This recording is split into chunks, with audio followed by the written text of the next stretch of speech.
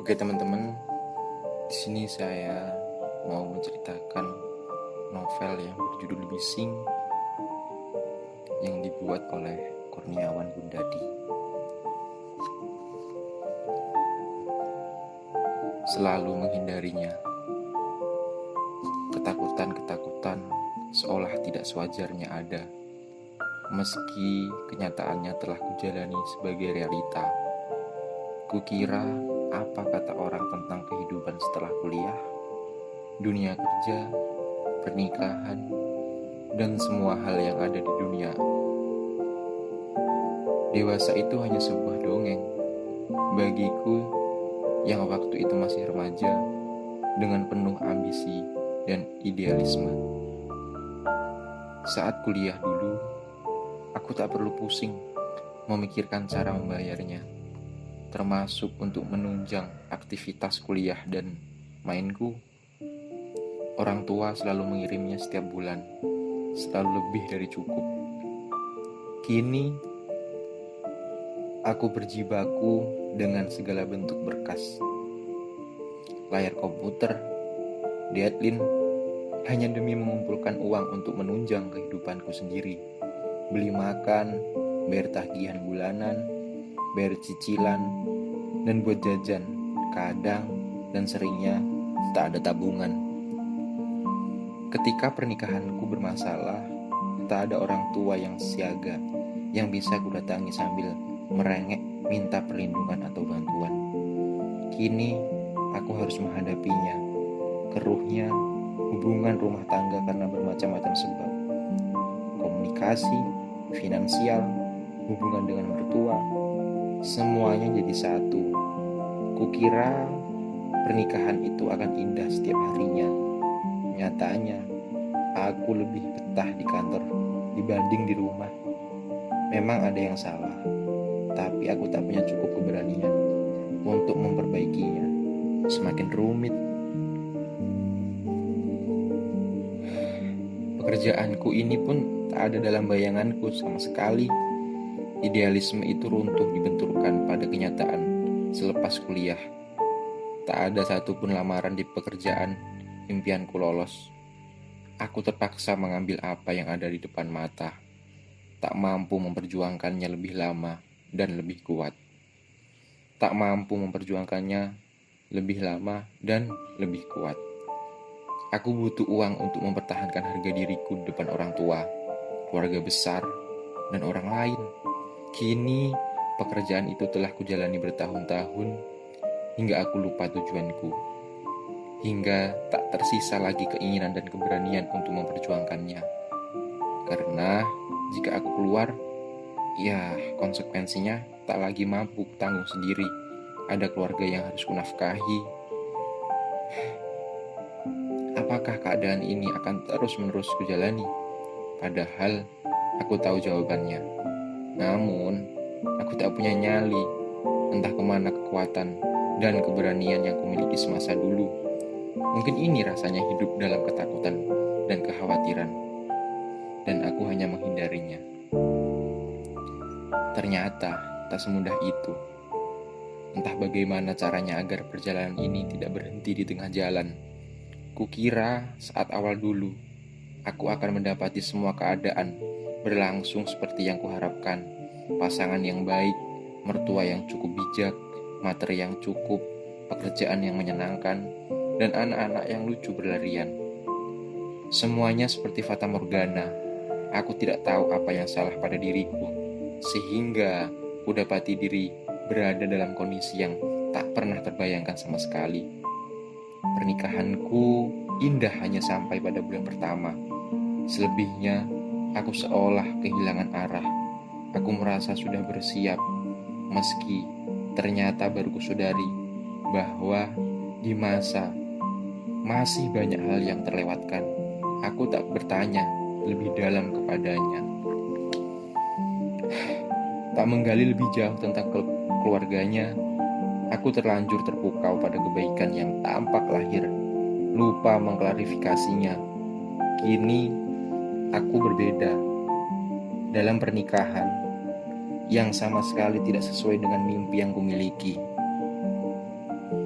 Aku tak bisa membayangkan bagaimana nasib karir yang sudah kubangun, bagaimana ilmu parenting yang sudah kupelajari, kalau semua itu tak pernah bertemu pendapat dengan orang tua.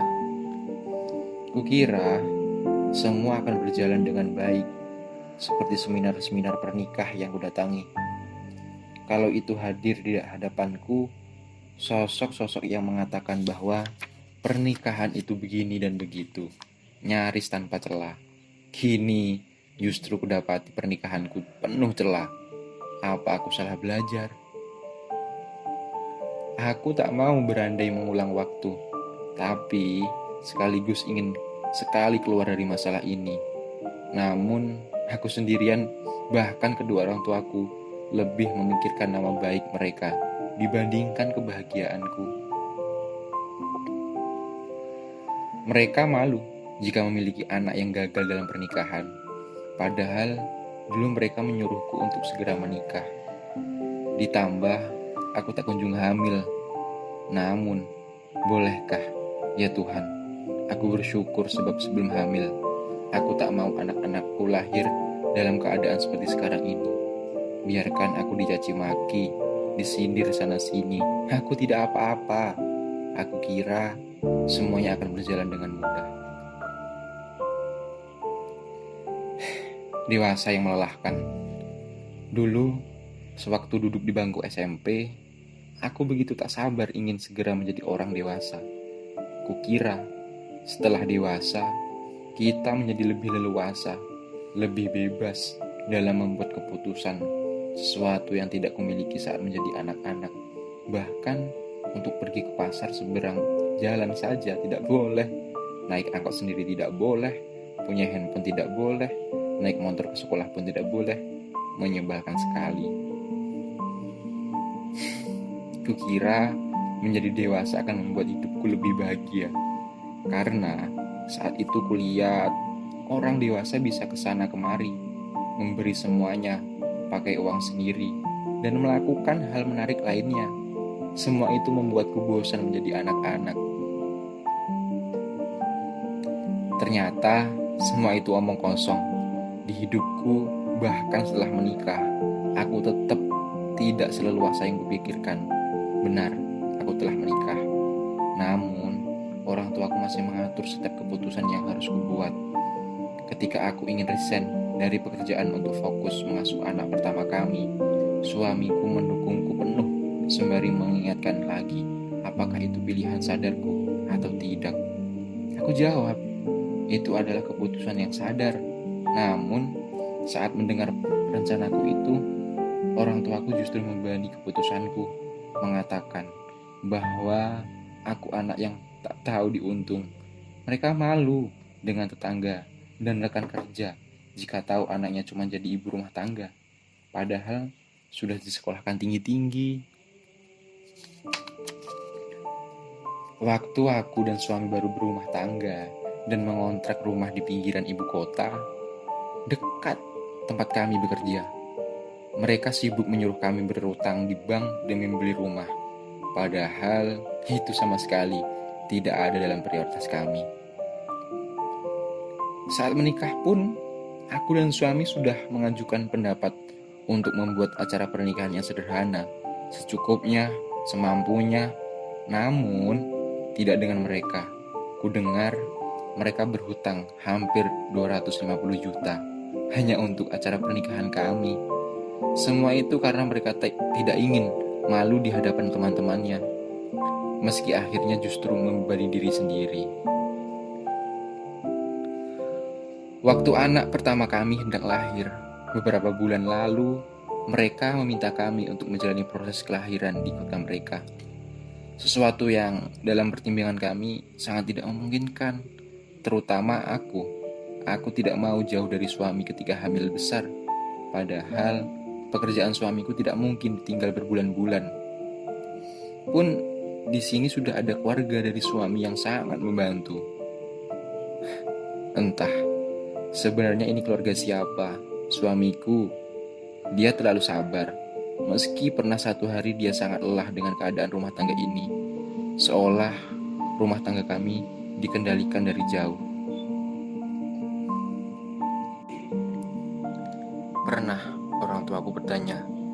bagaimana keluarga kami mengatur keuangan.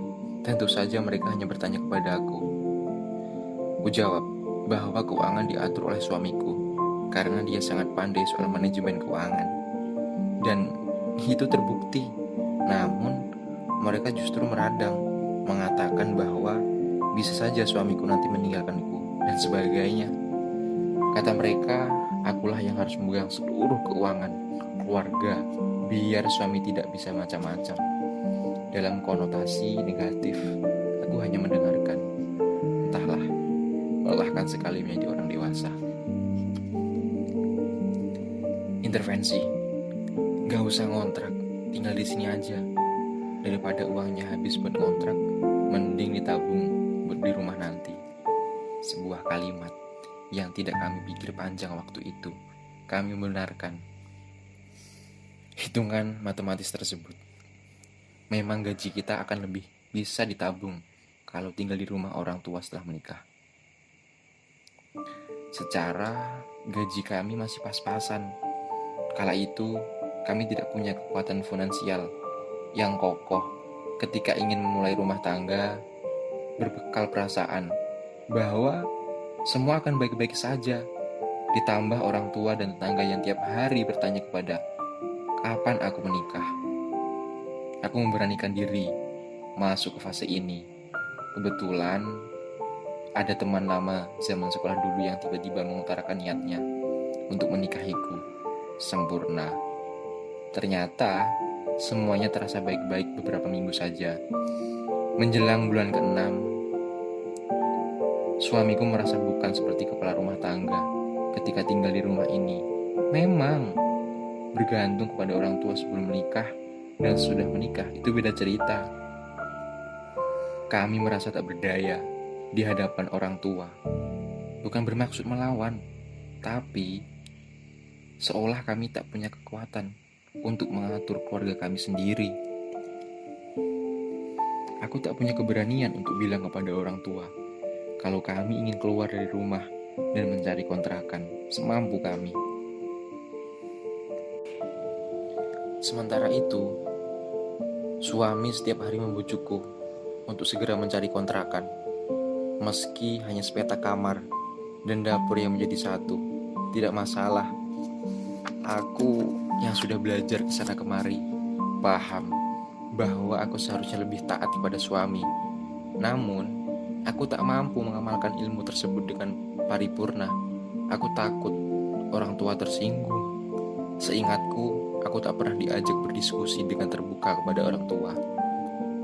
Lebih seringnya, aku mengikuti pendapat mereka, meski sebetulnya aku punya pendapat lain. Kalau di kemudian hari keputusan itu keliru, aku tak perlu merasa bersalah, karena itu pilihan orang tuaku. Biarlah, rasa bersalahku itu menjadi milik mereka. Akan tetapi, kini setelah aku berumah tangga, cerita itu tak lagi sama. Aku menuruti pendapat itu, meski ternyata tidak berjalan baik. Sekarang, aku tak mampu keluar dari keadaan itu. Aku terlalu takut. Suamiku semakin tidak betah di rumah. Bukan karena orang tua kami jahat, tapi karena ia merasa tidak berperan sama sekali dan tidak punya harga diri sebagai kepala rumah tangga. Aku dengan keadaan ini hanya tarik ulur. Aku ingin marah kepada diriku sendiri yang terlalu bodoh dan penakut. Jawaban yang ada di depan mata itu tak kunjung kembali. Dan keadaan keluargaku yang dulu kukira akan seindah seminar-minar pranikah yang kudatangi menguap tak bersisa. Suamiku berangkat kerja semakin pagi dan pulang semakin larut. Itu caranya agar tak berlama-lama di rumah. Ia bekerja semakin keras, mengambil lemburan, proyek-proyek sampingan. Semua hal dia kerjakan biar punya uang buat beli rumah, ujarnya datar. Aku menangis setelah mengantarnya berangkat kerja dan menutup pintu, memaki diri yang tak kunjung berani mengambil keputusan untuk rumah tanggaku sendiri. Bingung. Sebenarnya tidak ada yang salah dengan tinggal di kota kecil, pelosok desa, atau apapun sebutannya. Tidak ada yang keliru. Sampai kita semua itu dibenturkan pada mimpi-mimpiku yang besar. Mimpi yang berbentuk sewaktu aku menempuh pendidikan tinggi di rantau.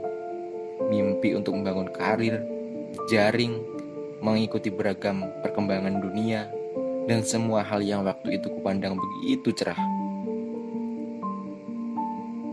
Semuanya terbenam tatkala aku tak kuasa memperjuangkan mimpi itu hanya karena tak punya keberanian. Orang tua memaksaku untuk mencari pekerjaan yang tak jauh dari rumah.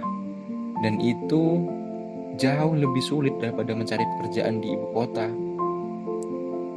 Bukan karena tak ada lowongan, melainkan tidak ada peluang yang besar untuk tumbuh dan berkembang.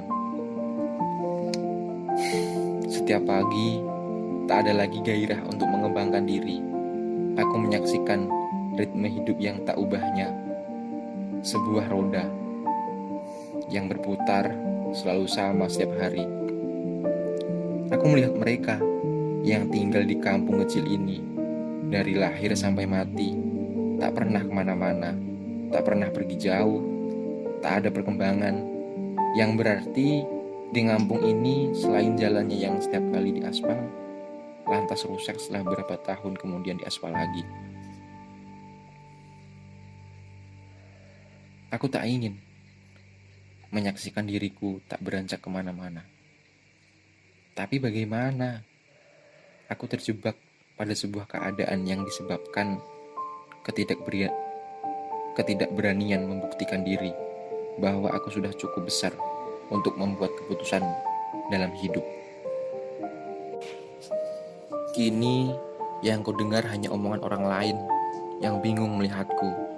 Seorang lulusan perguruan tinggi malah tinggal di desa dan bekerja dengan gaji jauh di bawah UMR. Sebuah fakta yang membuat mereka percaya bahwa pendidikan tinggi itu hanya membuang-buang uang dan waktu. Lebih baik bekerja setelah lulus SMP atau SMK. Tidak salah juga toh. Aku tak bisa mematahkan pendapat tersebut. Terlebih, aku juga bertekan karena di sini aku tak memiliki teman yang bisa menjadi lawan bicara, bertukar pikiran, membahas hal-hal yang dulu sangat menarik menjadi bahan diskusi di kampus. Apalagi mencari pasangan hidup, sama sekali tidak ada yang masuk dalam kriteriaku. Mereka yang seperti itu tidak tinggal di sini, jauh. Aku tak bisa menjangkaunya. Kalau saja aku bisa menjadi lebih berani, mungkin aku akan lebih mudah menjalani semua konsekuensi yang ada saat ini. Aku tahu lagi bagaimana membuat hidup ini kembali terisi jiwanya. Rasanya kosong itu bukan karena tak ada ruang, melainkan karena tak ada lagi yang mengisi.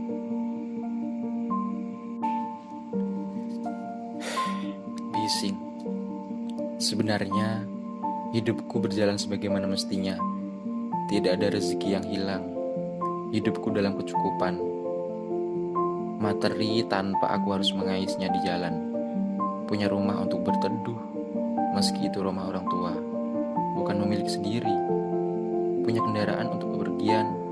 Semuanya terasa baik-baik saja sebenarnya.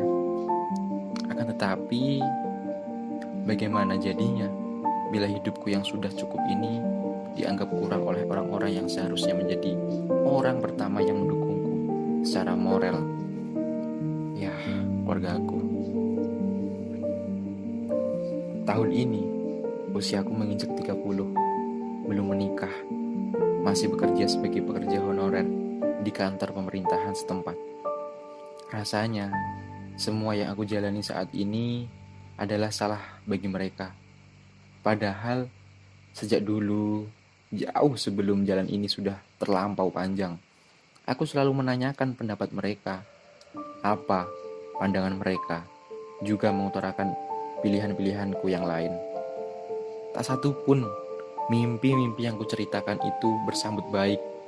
Mereka hanya ingin aku tak bekerja jauh, kembali ke kampung halaman tempat mereka berada. Sebuah pilihan yang sebenarnya tidak ada dalam rencanaku. Akan tetapi, entah bagaimana aku mengambil pilihan itu. Mungkin karena sejak kecil, aku juga tak pernah membuat keputusan.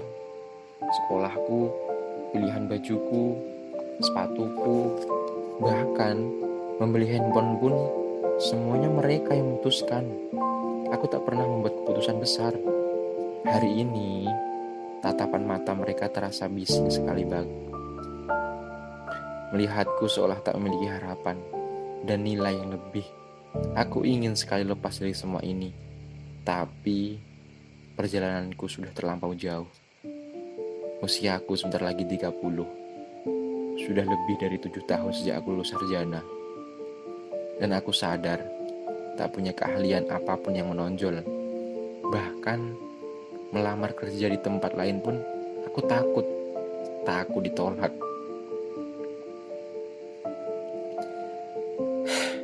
Aku melihat cermin yang tergantung di kamar mandi. Kunyalakan shower. Air mulai membasahi rambutku. Aku menangis di kamar mandi rumah. Biasanya, aku hanya sanggup menangis di toilet kantor. Menangis karena telah menjalani keadaan yang sama setiap harinya. Lingkungan yang tak sehat dan kejenuhan yang membunuh mimpiku. Aku kemudian berharap seseorang menikahiku dan membawaku pergi dari rumah ini. Harapan yang justru membuatku jatuh semakin dalam. Karena sampai usiaku menginjak kepala 3, seseorang itu tak pernah terlihat batang hidupnya. Sementara itu, teman-temannya sepermainanku tak lagi ada di kota kecil ini. Dan lingkungan kantor tak satu pun menarik perhatianku. Hidup ini terasa kosong. Entah dengan cara apa lagi aku bisa mengisinya. Mengisinya dengan energi yang begitu melimpah ruah.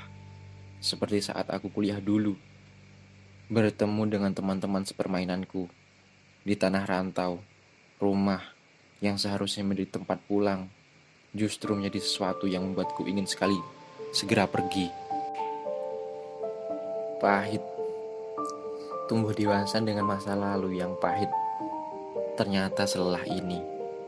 Saat orang lain begitu lepas tertawa, tawaku hanya sampai di mulut. Tidak sanggup mempertahankan kebahagiaan lebih lama. Bahagia itu hanya terasa sekejap. Saat masuk ke kamar, pikiranku kembali riuh oleh masa lalu yang begitu keras. Ingin kulupakan, tapi tak kunjung berhasil. Hampir setiap malam aku menangis. Menangisi masa depan yang menurutku begitu kelam. Apakah aku harus ceritakan kepada seorang yang akan menikah denganku? Bagaimana nanti kalau dia tahu dari orang lain? Pikiran-pikiran itu dan semua hal yang membuatku merasa bahwa langkah ke depan itu terasa begitu berat. Apalagi jika kepahitan masa lalu itu justru dihadirkan oleh orang-orang terdekat, alias keluarga yang seharusnya di rumah untukku pulang. Sebagaimana keluarga teman-temanku yang lain, ayah yang seharusnya melindungiku justru menjadi orang pertama yang melecehkanku. Baru kusadari itu pelecehan ketika aku sudah dewasa. Waktu kecil dulu, kukira itu bentuk kasih sayang orang tua.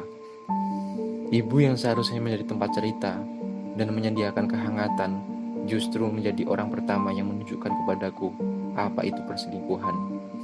Di luar sana, aku selalu mendengar kajian-kajian tentang bagaimana ibu yang baik, ibu yang ini, ibu yang itu, dan tidak ada satupun kriteria itu kutemukan dalam diri ibuku. Apakah aku harus tetap berbakti?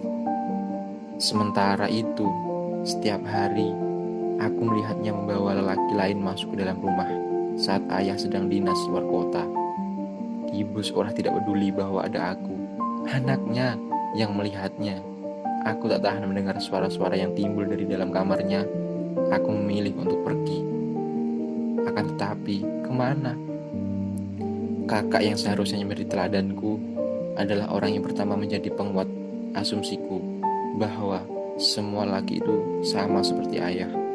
Kakak justru berselingkuh dan meninggalkan istrinya yang sedang hamil. terlibat dalam perjudian yang membuat utangnya turut mengalir ke keluargaku. Kami harus ikut bertanggung jawab melunasinya. Bukan kami, lebih tepatnya aku saja. Waktu itu, aku harus kuliah sembari bekerja demi ikut menanggung utang yang bukan punyaku. Untungnya, aku mendapatkan beasiswa untuk kuliahku. Ingin sekali rasanya segera pergi dari lingkaran ini. Pertahananku mungkin sebentar lagi runtuh. Kesabaranku mungkin sebentar lagi habis. Kesadaran ini pun lama-lama mulai goyah. Aku merasa tekanan ini melebihi ambang batas kemampuanku untuk menghadapinya. Kadang, aku juga berpikir ulang saat melihat bayanganku di cermin. Aku sudah bertahun sejauh ini. Kalau mau berhenti, kenapa tidak dari dulu? Ternyata, kepada sosok yang terpantul di cermin. Aku kembali melihat di cermin, kemudian melemparkan pandangan ke arah kalender. Di sebelah kanannya, bulan depan usiaku sudah beranjak 28 tahun. Makin kesini, aku mulai bisa mengurangi masalah dengan pikiran yang lebih jernih. Kalau boleh meminta doa dari semua makhluk hidup di dunia ini, aku hanya meminta satu doa. Doakan aku agar memiliki hati yang lapang. Kadang, aku takjub dengan diriku yang sanggup bertahan sejauh ini. Ternyata, aku sekuat itu. Aku juga bertemu lelaki baik beberapa waktu yang lalu. Semua kejadian ini sudah kuceritakan, meski tak mudah. Dan tentu tak mudah juga baginya untuk menerima. Namun, dia mau berusaha untuk itu.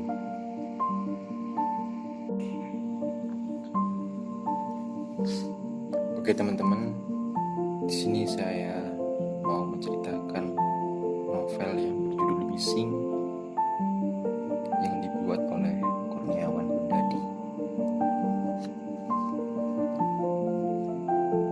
Selalu menghindarinya. Ketakutan-ketakutan seolah tidak sewajarnya ada, meski kenyataannya telah kujalani sebagai realita. Kukira apa kata orang tentang kehidupan setelah kuliah, dunia kerja, pernikahan, dan semua hal yang ada di dunia. Dewasa itu hanya sebuah dongeng bagiku yang waktu itu masih remaja dengan penuh ambisi dan idealisme. Saat kuliah dulu, aku tak perlu pusing memikirkan cara membayarnya, termasuk untuk menunjang aktivitas kuliah dan mainku.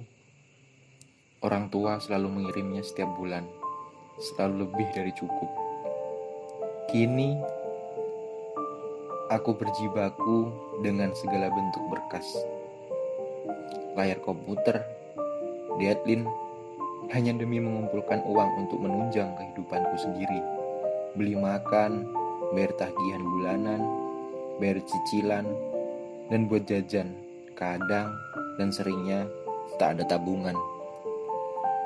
Ketika pernikahanku bermasalah, tak ada orang tua yang siaga yang bisa kudatangi sambil merengek minta perlindungan atau bantuan. Kini aku harus menghadapinya, keruhnya hubungan rumah tangga karena bermacam-macam sebab. Komunikasi, finansial, hubungan dengan mertua, semuanya jadi satu. Kukira pernikahan itu akan indah setiap harinya. Nyatanya, aku lebih betah di kantor dibanding di rumah.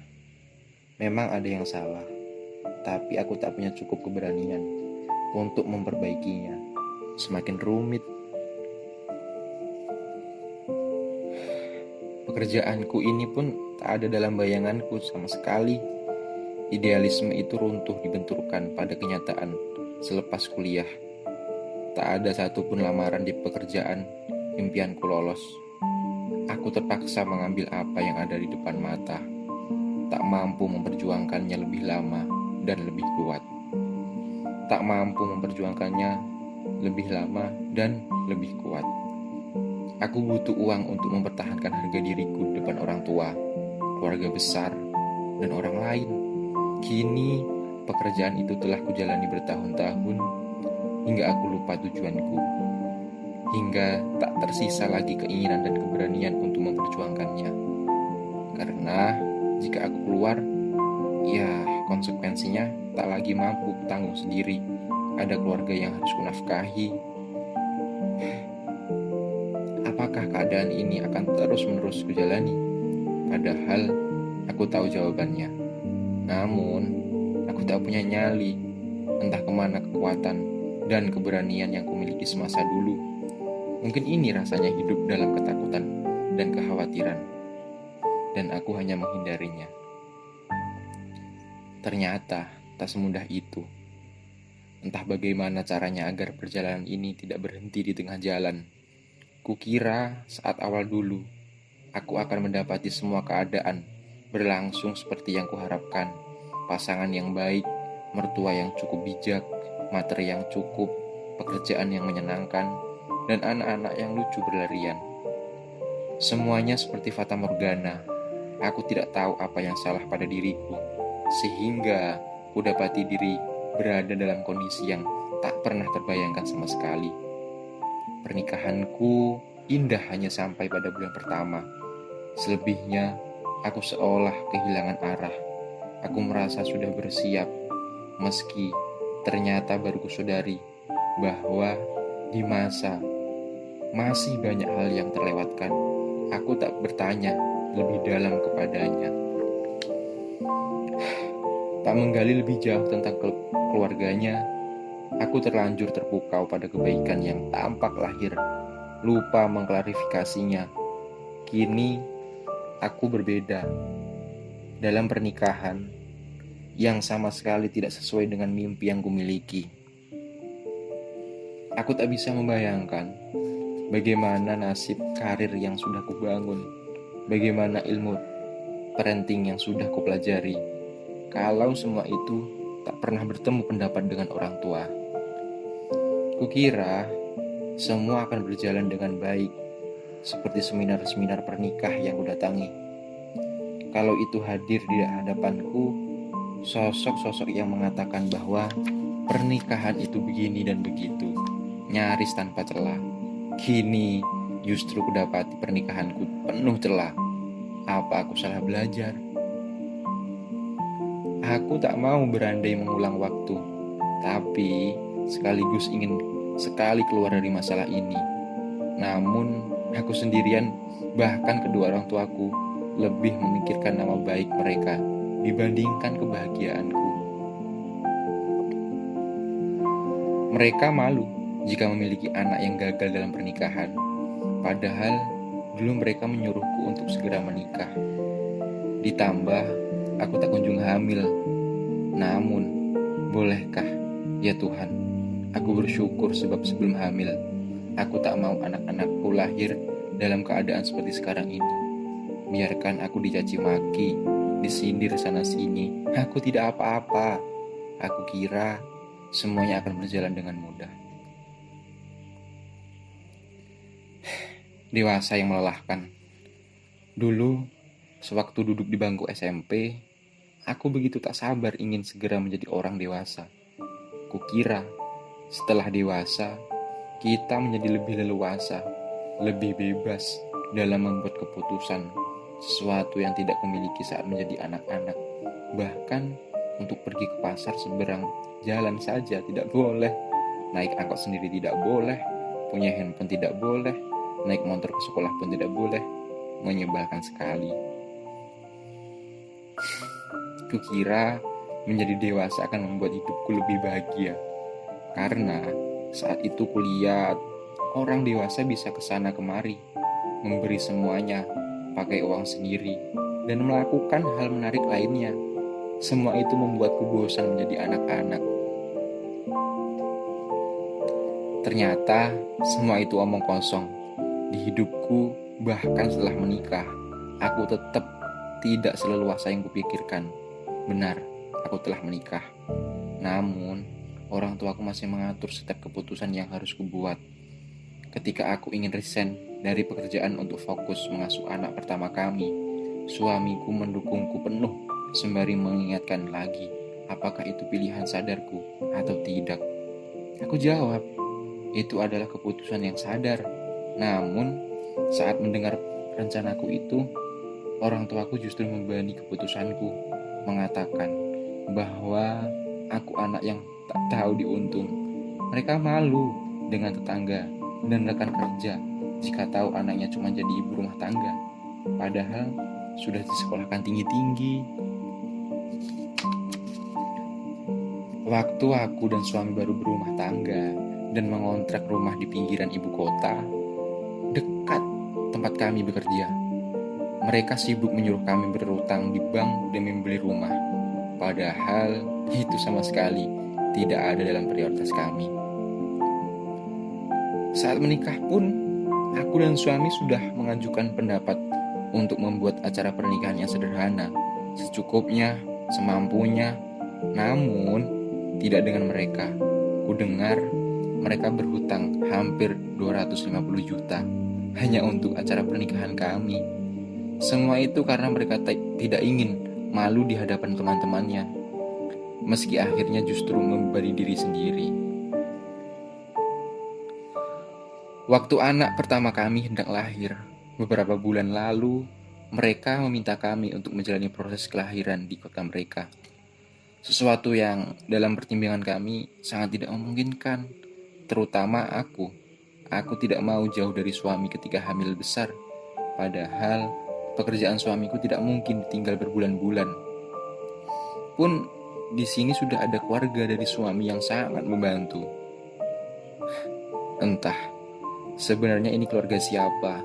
Suamiku, dia terlalu sabar.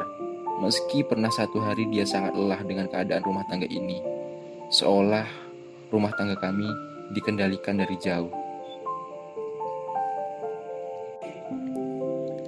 Pernah orang tuaku bertanya, bagaimana keluarga kami mengatur keuangan? Tentu saja mereka hanya bertanya kepada aku. Ku jawab bahwa keuangan diatur oleh suamiku, karena dia sangat pandai soal manajemen keuangan.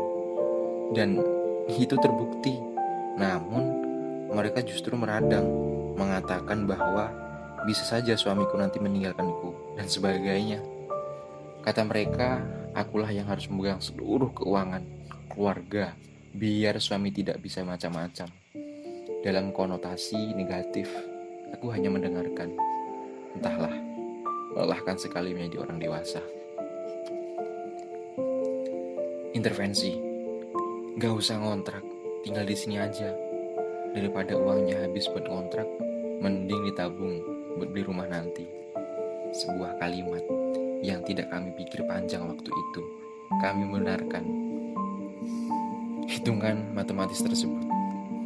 Memang gaji kita akan lebih bisa ditabung kalau tinggal di rumah orang tua setelah menikah. Secara gaji kami masih pas-pasan. Kala itu kami tidak punya kekuatan finansial yang kokoh ketika ingin memulai rumah tangga, berbekal perasaan bahwa semua akan baik-baik saja. Ditambah orang tua dan tetangga yang tiap hari bertanya kepada, kapan aku menikah? Aku memberanikan diri masuk ke fase ini. Kebetulan ada teman lama zaman sekolah dulu yang tiba-tiba mengutarakan niatnya untuk menikahiku. Sempurna. Ternyata semuanya terasa baik-baik beberapa minggu saja. Menjelang bulan ke-6, suamiku merasa bukan seperti kepala rumah tangga ketika tinggal di rumah ini. Memang bergantung kepada orang tua sebelum menikah dan sudah menikah itu beda cerita. Kami merasa tak berdaya di hadapan orang tua. Bukan bermaksud melawan, tapi seolah kami tak punya kekuatan untuk mengatur keluarga kami sendiri. Aku tak punya keberanian untuk bilang kepada orang tua kalau kami ingin keluar dari rumah dan mencari kontrakan semampu kami. Sementara itu, suami setiap hari membujukku untuk segera mencari kontrakan. Meski hanya sepetak kamar dan dapur yang menjadi satu, tidak masalah. Aku yang sudah belajar kesana kemari paham bahwa aku seharusnya lebih taat kepada suami. Namun, aku tak mampu mengamalkan ilmu tersebut dengan paripurna. Aku takut orang tua tersinggung. Seingatku, aku tak pernah diajak berdiskusi dengan terbuka kepada orang tua. Lebih seringnya, aku mengikuti pendapat mereka, meski sebetulnya aku punya pendapat lain. Kalau di kemudian hari keputusan itu keliru, aku tak perlu merasa bersalah, karena itu pilihan orang tuaku. Biarlah, rasa bersalahku itu menjadi milik mereka. Akan tetapi, kini, setelah aku berumah tangga, cerita itu tak lagi sama. Aku menuruti pendapat itu, meski ternyata tidak berjalan baik. Sekarang, aku tak mampu keluar dari keadaan itu. Aku terlalu takut. Suamiku semakin tidak betah di rumah. Bukan karena orang tua kami jahat, tapi karena ia merasa tidak berperan sama sekali dan tidak punya harga diri sebagai kepala rumah tangga. Aku dengan keadaan ini hanya tarik ulur. Aku ingin marah kepada diriku sendiri yang terlalu bodoh dan penakut. Jawaban yang ada di depan mata itu tak kunjung kembali. Dan keadaan keluargaku yang dulu kukira akan seindah seminar-minar pranikah yang ku datangi menguap tak bersisa. Suamiku berangkat kerja semakin pagi dan pulang semakin larut. Itu caranya agar tak berlama-lama di rumah. Ia bekerja semakin keras, mengambil lemburan, proyek-proyek sampingan. Semua hal dia kerjakan biar punya uang buat beli rumah, ujarnya datar. Aku menangis setelah mengantarnya berangkat kerja dan menutup pintu, memaki diri yang tak kunjung berani mengambil keputusan untuk rumah tanggaku sendiri. Bingung. Sebenarnya tidak ada yang salah dengan tinggal di kota kecil, pelosok desa, atau apapun sebutannya. Tidak ada yang keliru. Sampai kita semua itu dibenturkan pada mimpi-mimpiku yang besar. Mimpi yang berbentuk sewaktu aku menempuh pendidikan tinggi di rantau. Mimpi untuk membangun karir, jaring, mengikuti beragam perkembangan dunia, dan semua hal yang waktu itu kupandang begitu cerah. Semuanya terbenam tatkala aku tak kuasa memperjuangkan mimpi itu hanya karena tak punya keberanian. Orang tua memaksaku untuk mencari pekerjaan yang tak jauh dari rumah. Dan itu jauh lebih sulit daripada mencari pekerjaan di ibu kota. Bukan karena tak ada lowongan, melainkan tidak ada peluang yang besar untuk tumbuh dan berkembang. Setiap pagi, tak ada lagi gairah untuk mengembangkan diri. Aku menyaksikan ritme hidup yang tak ubahnya. Sebuah roda yang berputar selalu sama setiap hari. Aku melihat mereka yang tinggal di kampung kecil ini dari lahir sampai mati, tak pernah kemana-mana, tak pernah pergi jauh, tak ada perkembangan. Yang berarti di kampung ini selain jalannya yang setiap kali diaspal, lantas rusak setelah beberapa tahun kemudian diaspal lagi. Aku tak ingin menyaksikan diriku tak beranjak kemana-mana. Tapi bagaimana? Aku terjebak pada sebuah keadaan yang disebabkan ketidakberanian membuktikan diri bahwa aku sudah cukup besar untuk membuat keputusan dalam hidup. Kini yang ku dengar hanya omongan orang lain yang bingung melihatku. Seorang lulusan perguruan tinggi malah tinggal di desa dan bekerja dengan gaji jauh di bawah UMR. Sebuah fakta yang membuat mereka percaya bahwa pendidikan tinggi itu hanya membuang-buang uang dan waktu. Lebih baik bekerja setelah lulus SMP atau SMK. Tidak salah juga toh. Aku tak bisa mematahkan pendapat tersebut. Terlebih, aku juga bertekan karena di sini aku tak memiliki teman yang bisa menjadi lawan bicara, bertukar pikiran, membahas hal-hal yang dulu sangat menarik menjadi bahan diskusi di kampus. Apalagi mencari pasangan hidup, sama sekali tidak ada yang masuk dalam kriteriaku. Mereka yang seperti itu tidak tinggal di sini, Jauh, aku tak bisa menjangkaunya. Kalau saja aku bisa menjadi lebih berani, mungkin aku akan lebih mudah menjalani semua konsekuensi yang ada saat ini. Aku tahu lagi bagaimana membuat hidup ini kembali terisi jiwanya. Rasanya kosong itu bukan karena tak ada ruang, melainkan karena tak ada lagi yang mengisi.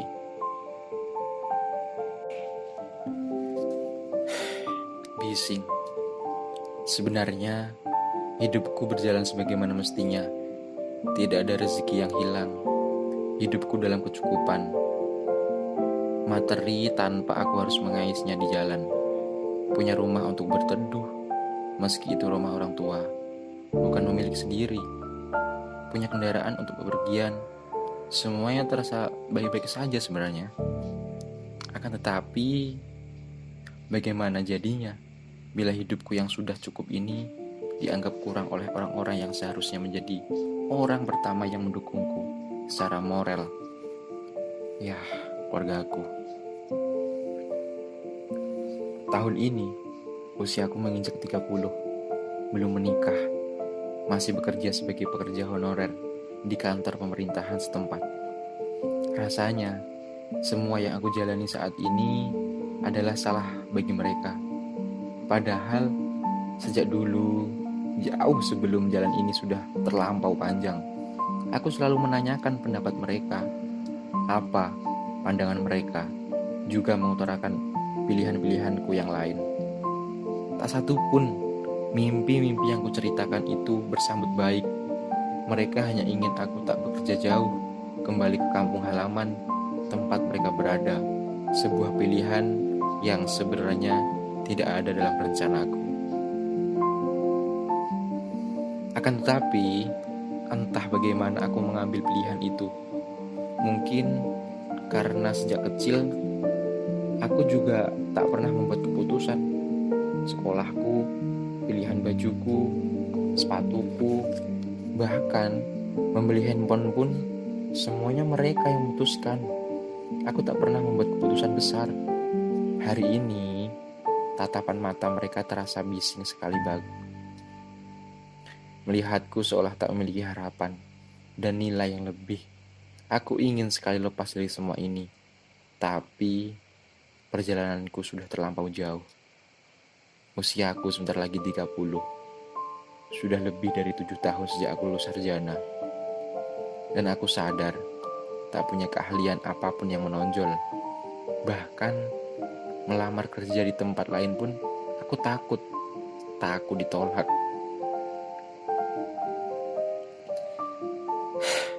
Aku melihat cermin yang tergantung di kamar mandi. Kunyalakan shower. Air mulai membasahi rambutku. Aku menangis di kamar mandi rumah. Biasanya aku hanya sanggup menangis di toilet kantor. Menangis karena telah menjalani keadaan yang sama setiap harinya. Lingkungan yang tak sehat dan kejenuhan yang membunuh mimpiku. Aku kemudian berharap seseorang menikahiku dan membawaku pergi dari rumah ini. Harapan yang justru membuatku jatuh semakin dalam. Karena sampai usiaku menginjak kepala 3, seseorang itu tak pernah terlihat batang hidungnya. Sementara itu, teman-temannya sepermainanku tak lagi ada di kota kecil ini. Dan lingkungan kantor tak satu pun menarik perhatianku. Hidup ini terasa kosong. Entah dengan cara apa lagi aku bisa mengisinya. Mengisinya dengan energi yang begitu melimpah ruah. Seperti saat aku kuliah dulu. Bertemu dengan teman-teman sepermainanku. Di tanah rantau, rumah yang seharusnya menjadi tempat pulang justru menjadi sesuatu yang membuatku ingin sekali segera pergi. Pahit. Tumbuh dewasa dengan masa lalu yang pahit. Ternyata selelah ini. Saat orang lain begitu lepas tertawa, tawaku hanya sampai di mulut. Tidak sanggup mempertahankan kebahagiaan lebih lama. Bahagia itu hanya terasa sekejap. Saat masuk ke kamar, pikiranku kembali riuh, oleh masa lalu yang begitu keras, ingin kulupakan, tapi tak kunjung berhasil. Hampir setiap malam aku menangisi masa depan yang menurutku begitu kelam. Apakah aku harus ceritakan kepada seorang yang akan menikah denganku? Bagaimana nanti kalau dia tahu dari orang lain pikiran-pikiran itu dan semua hal yang membuatku merasa bahwa langkah ke depan itu terasa begitu berat. Apalagi jika kepahitan masa lalu itu justru dihadirkan oleh orang-orang terdekat, alias keluarga yang seharusnya menjadi rumah untukku pulang, sebagaimana keluarga teman-temanku yang lain. Ayah yang seharusnya melindungiku justru menjadi orang pertama yang melecehkanku. Baru kusadari itu pelecehan ketika aku sudah dewasa. Waktu kecil dulu, kukira itu bentuk kasih sayang orang tua. Ibu yang seharusnya menjadi tempat cerita dan menyediakan kehangatan justru menjadi orang pertama yang menunjukkan kepadaku apa itu perselingkuhan. Di luar sana, aku selalu mendengar kajian-kajian tentang bagaimana ibu yang baik, ibu yang ini, ibu yang itu, dan tidak ada satupun kriteria itu kutemukan dalam diri ibuku. Apakah aku harus tetap berbakti? Sementara itu, setiap hari aku melihatnya membawa lelaki lain masuk ke dalam rumah saat ayah sedang dinas luar kota. Ibu seolah tidak peduli bahwa ada aku, anaknya, yang melihatnya. Aku tak tahan mendengar suara-suara yang timbul dari dalam kamarnya. Aku memilih untuk pergi. Akan tetapi, kemana? Kakak yang seharusnya menjadi teladanku adalah orang yang pertama menjadi penguat asumsiku bahwa semua laki itu sama seperti ayah. Kakak justru berselingkuh dan meninggalkan istrinya yang sedang hamil, terlibat dalam perjudian yang membuat utangnya turut mengalir ke keluargaku. Kami harus ikut bertanggung jawab melunasinya. Bukan kami, lebih tepatnya aku saja. Waktu itu, aku harus kuliah sembari bekerja demi ikut menanggung utang yang bukan punyaku. Untungnya, aku mendapatkan beasiswa untuk kuliahku. Ingin sekali rasanya segera pergi dari lingkaran ini. Pertahananku mungkin sebentar lagi runtuh. Kesabaranku mungkin sebentar lagi habis. Kesadaran ini pun lama-lama mulai goyah. Aku merasa tekanan ini melebihi ambang batas kemampuanku untuk menghadapinya. Kadang, aku juga berpikir ulang saat melihat bayanganku di cermin. Aku sudah bertahun sejauh ini. Kalau mau berhenti, kenapa tidak dari dulu? Ternyata, kepada sosok yang terpantul di cermin. Aku kembali melihat di cermin. Kemudian, melemparkan pandangan ke arah kalender. Di sebelah kanannya. Bulan depan usiaku sudah beranjak 28 tahun. Makin kesini, aku mulai bisa mengurangi masalah dengan pikiran yang lebih jernih. Kalau boleh meminta doa dari semua makhluk hidup di dunia ini, aku hanya meminta satu doa. Doakan aku agar memiliki hati yang lapang. Kadang, aku takjub dengan diriku yang sanggup bertahan sejauh ini. Ternyata, aku sekuat itu. Aku juga bertemu lelaki baik beberapa waktu yang lalu. Semua kejadian ini sudah kuceritakan, meski tak mudah. Dan tentu tak mudah juga baginya untuk menerima. Namun, dia mau berusaha untuk itu.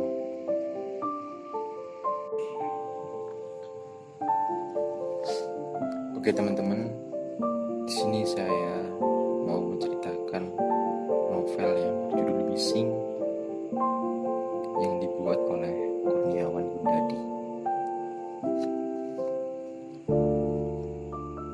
Selalu menghindarinya. Ketakutan-ketakutan seolah tidak sewajarnya ada, meski kenyataannya telah kujalani sebagai realita. Kukira apa kata orang tentang kehidupan setelah kuliah, dunia kerja, pernikahan, dan semua hal yang ada di dunia. Dewasa itu hanya sebuah dongeng bagiku yang waktu itu masih remaja dengan penuh ambisi dan idealisme. Saat kuliah dulu, aku tak perlu pusing memikirkan cara membayarnya, termasuk untuk menunjang aktivitas kuliah dan mainku. Orang tua selalu mengirimnya setiap bulan, selalu lebih dari cukup. Kini, aku berjibaku dengan segala bentuk berkas. Layar komputer, deadline, hanya demi mengumpulkan uang untuk menunjang kehidupanku sendiri. Beli makan, bayar tagihan bulanan, bayar cicilan, dan buat jajan. Kadang dan seringnya tak ada tabungan. Ketika pernikahanku bermasalah, tak ada orang tua yang siaga yang bisa kudatangi sambil merengek minta perlindungan atau bantuan. Kini aku harus menghadapinya, keruhnya hubungan rumah tangga karena bermacam-macam sebab. Komunikasi, finansial, hubungan dengan mertua, semuanya jadi satu. Kukira pernikahan itu akan indah setiap harinya. Nyatanya, aku lebih betah di kantor dibanding di rumah. Memang ada yang salah, tapi aku tak punya cukup keberanian untuk memperbaikinya. Semakin rumit. Pekerjaanku ini pun tak ada dalam bayanganku sama sekali. Idealisme itu runtuh dibenturkan pada kenyataan selepas kuliah. Tak ada satupun lamaran di pekerjaan impianku lolos. Aku terpaksa mengambil apa yang ada di depan mata. Tak mampu memperjuangkannya lebih lama dan lebih kuat. Tak mampu memperjuangkannya lebih lama dan lebih kuat. Aku butuh uang untuk mempertahankan harga diriku di depan orang tua, keluarga besar, dan orang lain.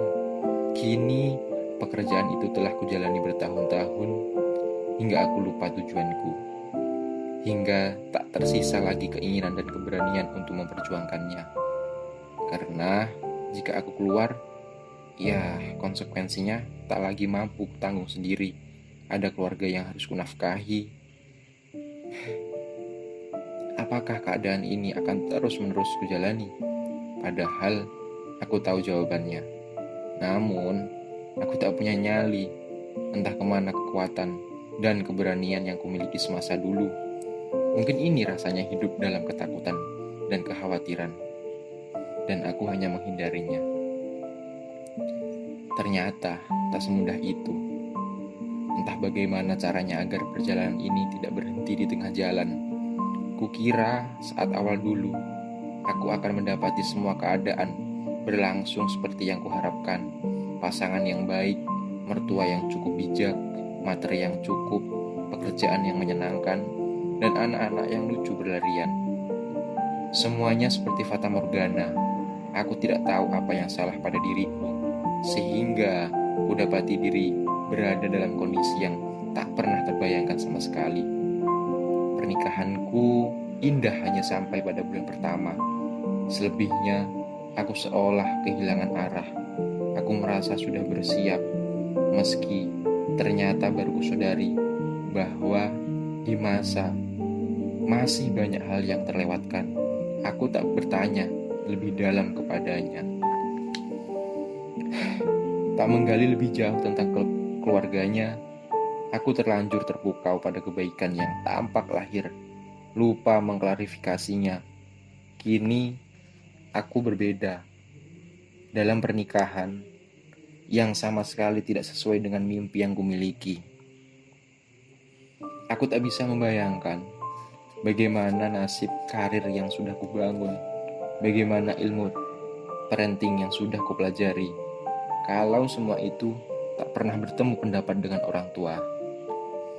Kukira semua akan berjalan dengan baik, seperti seminar-seminar pernikah yang kudatangi. Kalau itu hadir di hadapanku, sosok-sosok yang mengatakan bahwa pernikahan itu begini dan begitu, nyaris tanpa celah. Kini justru kudapati pernikahanku penuh celah. Apa aku salah belajar? Aku tak mau berandai mengulang waktu, tapi sekaligus ingin sekali keluar dari masalah ini. Namun, aku sendirian, bahkan kedua orang tuaku, lebih memikirkan nama baik mereka dibandingkan kebahagiaanku. Mereka malu jika memiliki anak yang gagal dalam pernikahan, padahal dulu mereka menyuruhku untuk segera menikah. Ditambah, aku tak kunjung hamil. Namun, bolehkah, ya Tuhan, aku bersyukur sebab sebelum hamil, aku tak mau anak-anakku lahir dalam keadaan seperti sekarang ini. Biarkan aku dicaci maki, disindir sana-sini. Aku tidak apa-apa. Aku kira semuanya akan berjalan dengan mudah. Dewasa yang melelahkan. Dulu, sewaktu duduk di bangku SMP, aku begitu tak sabar ingin segera menjadi orang dewasa. Kukira setelah dewasa, kita menjadi lebih leluasa, lebih bebas dalam membuat keputusan, sesuatu yang tidak kumiliki saat menjadi anak-anak. Bahkan untuk pergi ke pasar seberang jalan saja tidak boleh, naik angkot sendiri tidak boleh, punya handphone tidak boleh, naik motor ke sekolah pun tidak boleh. Menyebalkan sekali. Kukira menjadi dewasa akan membuat hidupku lebih bahagia. Karena saat itu kulihat orang dewasa bisa kesana kemari, memberi semuanya, pakai uang sendiri, dan melakukan hal menarik lainnya. Semua itu membuatku bosan menjadi anak-anak. Ternyata semua itu omong kosong. Di hidupku, bahkan setelah menikah, aku tetap tidak seleluasa yang kupikirkan. Benar, aku telah menikah. Namun, orang tuaku masih mengatur setiap keputusan yang harus kubuat. Ketika aku ingin resign dari pekerjaan untuk fokus mengasuh anak pertama kami, suamiku mendukungku penuh sembari mengingatkan lagi apakah itu pilihan sadarku atau tidak. Aku jawab, itu adalah keputusan yang sadar. Namun, saat mendengar rencanaku itu, orang tuaku justru membebani keputusanku, mengatakan bahwa aku anak yang tak tahu diuntung. Mereka malu dengan tetangga dan rekan kerja jika tahu anaknya cuma jadi ibu rumah tangga, padahal sudah disekolahkan tinggi-tinggi. Waktu aku dan suami baru berumah tangga dan mengontrak rumah di pinggiran ibu kota, dekat tempat kami bekerja, mereka sibuk menyuruh kami berutang di bank demi membeli rumah. Padahal itu sama sekali tidak ada dalam prioritas kami. Saat menikah pun, aku dan suami sudah mengajukan pendapat untuk membuat acara pernikahan yang sederhana, secukupnya, semampunya. Namun, tidak dengan mereka. Kudengar mereka berhutang hampir 250 juta hanya untuk acara pernikahan kami. Semua itu karena mereka tidak ingin malu di hadapan teman-temannya, meski akhirnya justru membebani diri sendiri. Waktu anak pertama kami hendak lahir, beberapa bulan lalu, mereka meminta kami untuk menjalani proses kelahiran di kota mereka. Sesuatu yang dalam pertimbangan kami sangat tidak memungkinkan, terutama aku. Aku tidak mau jauh dari suami ketika hamil besar, padahal pekerjaan suamiku tidak mungkin tinggal berbulan-bulan. Pun di sini sudah ada keluarga dari suami yang sangat membantu. Entah sebenarnya ini keluarga siapa. Suamiku, dia terlalu sabar. Meski pernah satu hari dia sangat lelah dengan keadaan rumah tangga ini, seolah rumah tangga kami dikendalikan dari jauh. Pernah orang tuaku bertanya, bagaimana keluarga kami mengatur keuangan? Tentu saja mereka hanya bertanya kepada aku. Kujawab bahwa keuangan diatur oleh suamiku, karena dia sangat pandai soal manajemen keuangan. Dan itu terbukti. Namun, mereka justru meradang, mengatakan bahwa bisa saja suamiku nanti meninggalkanku, dan sebagainya. Kata mereka, akulah yang harus memegang seluruh keuangan keluarga, biar suami tidak bisa macam-macam. Dalam konotasi negatif, aku hanya mendengarkan. Entahlah, melelahkan sekali menjadi orang dewasa. Intervensi, gak usah ngontrak, tinggal di sini aja. Daripada uangnya habis buat kontrak, mending ditabung buat beli rumah nanti. Sebuah kalimat yang tidak kami pikir panjang waktu itu. Kami membenarkan